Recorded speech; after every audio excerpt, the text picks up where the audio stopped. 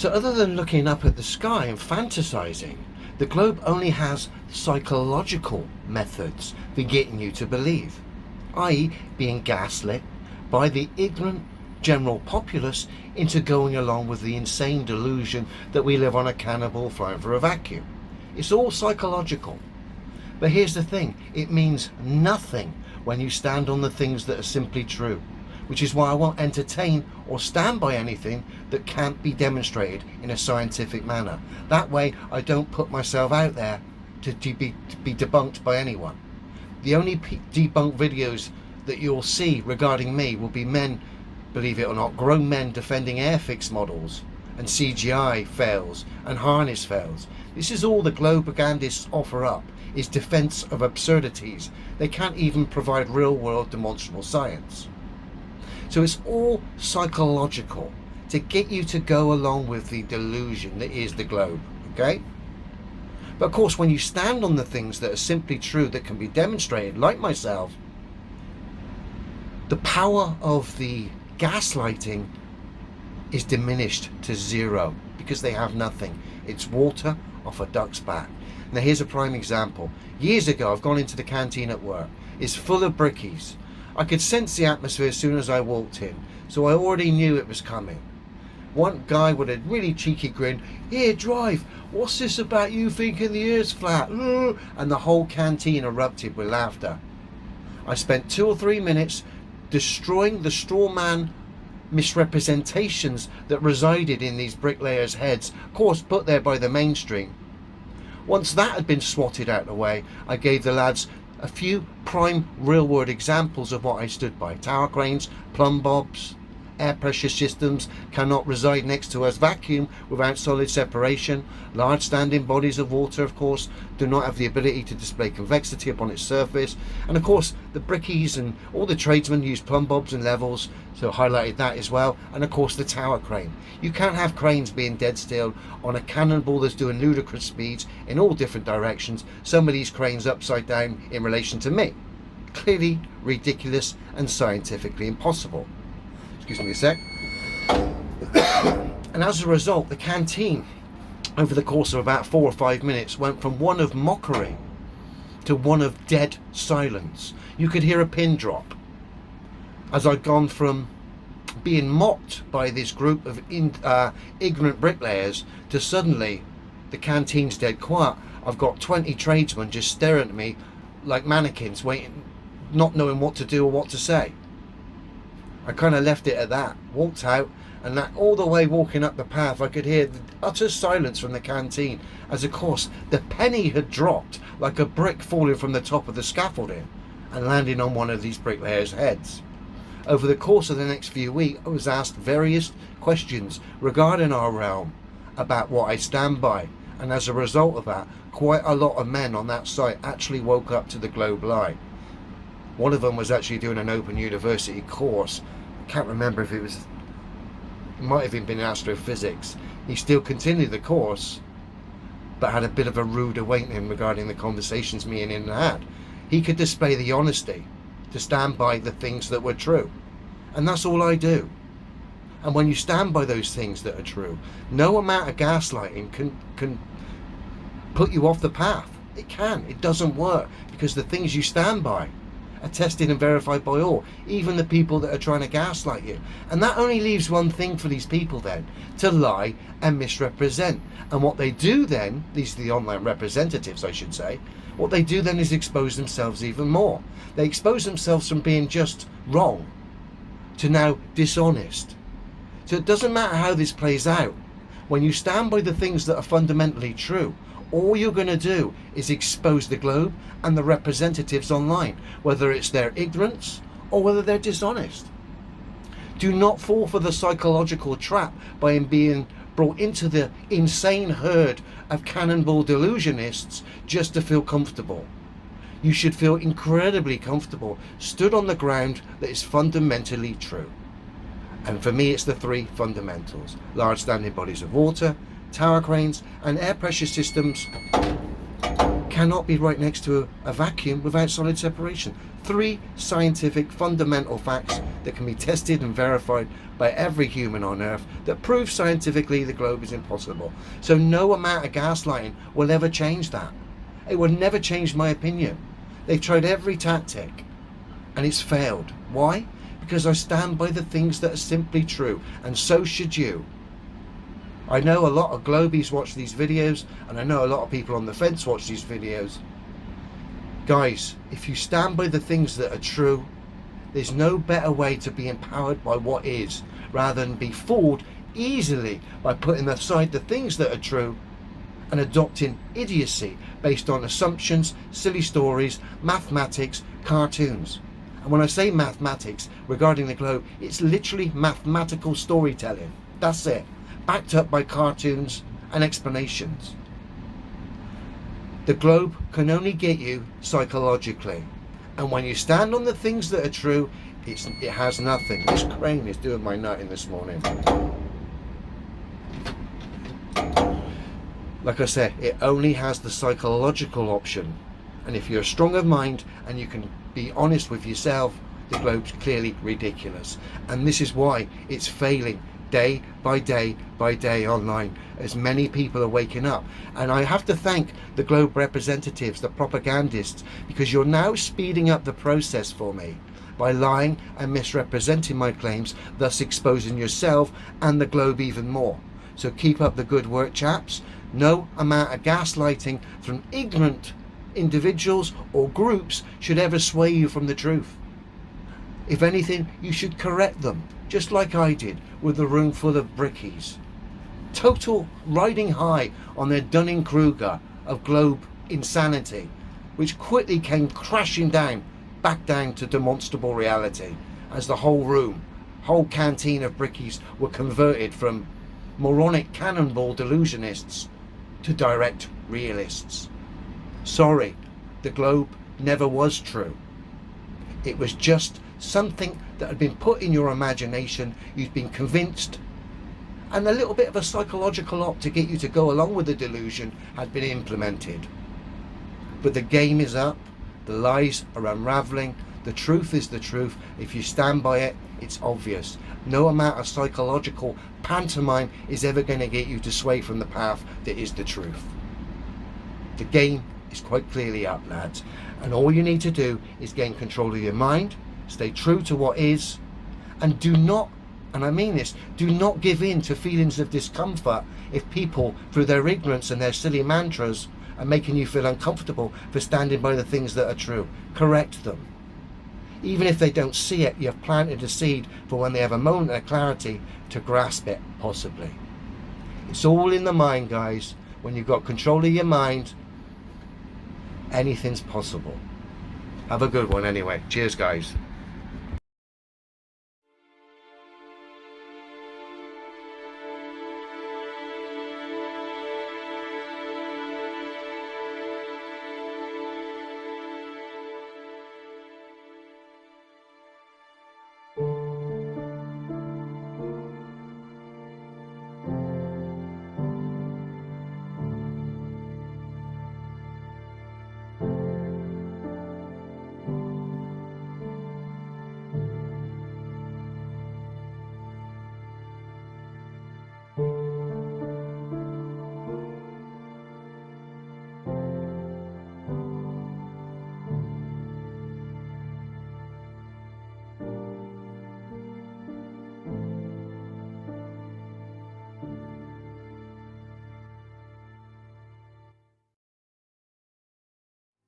But this is a NASA technical manual. MIT, the Army Research Laboratory, flying over a flat, non-rotating Earth.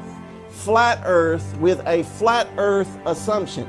Non-rotating flat Earth. A flat, non-rotating Earth may be assumed. A flat and non-rotating, assuming a flat Earth. Flat, non-rotating Earth. A non-rotating Earth. Flat, non-rotating Earth. Validity of flat Earth based on a flat Earth assumption for a flat Earth and a flat atmosphere. Flat, non-rotating Earth.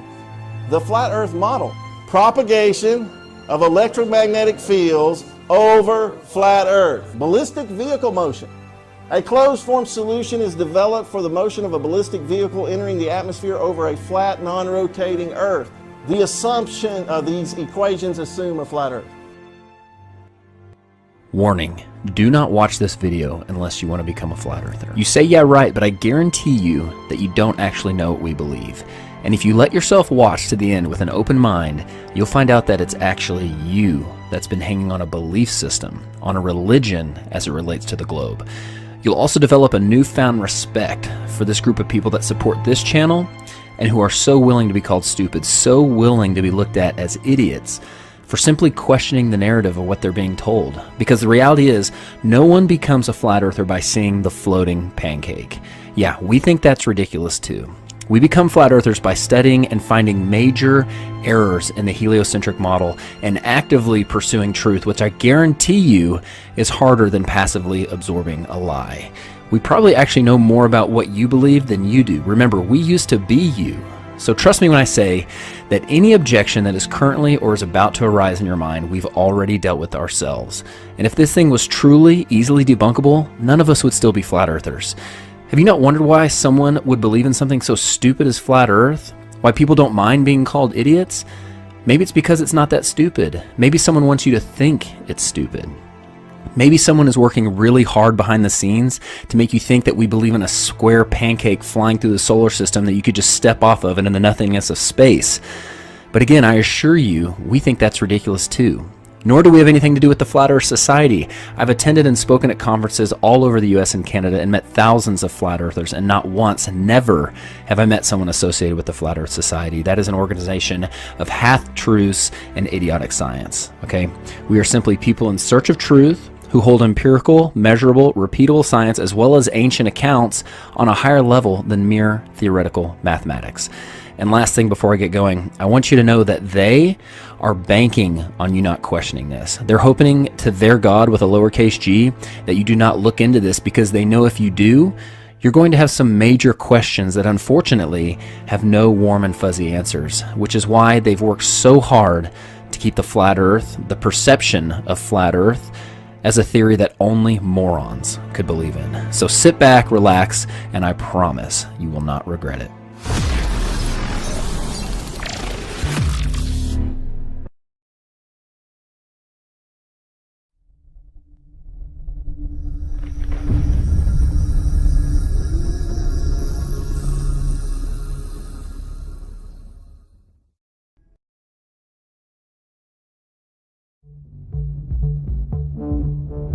In the age of social media censorship, questioning whether or not the Earth is a globe has been deemed harmful thought. But why is this? We seem to be conditioned to think that the issue has been scientifically settled. But this is not the case. Our most popular scientists recognize that the geocentric model, where the Earth is at the center of the universe, is observably accurate.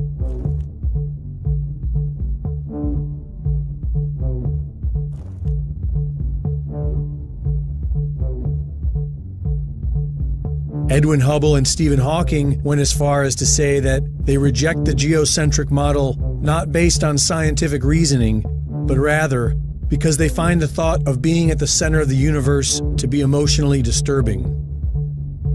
Physicist George Ellis stated that you cannot disprove the geocentric model, you can only exclude it on philosophical grounds. The Michelson-Morley experiment in the 1880s proved the Earth was stationary, and Albert Einstein claimed this was a serious embarrassment and intended to disprove it with his relativity theory, but later admitted that he had failed to do so.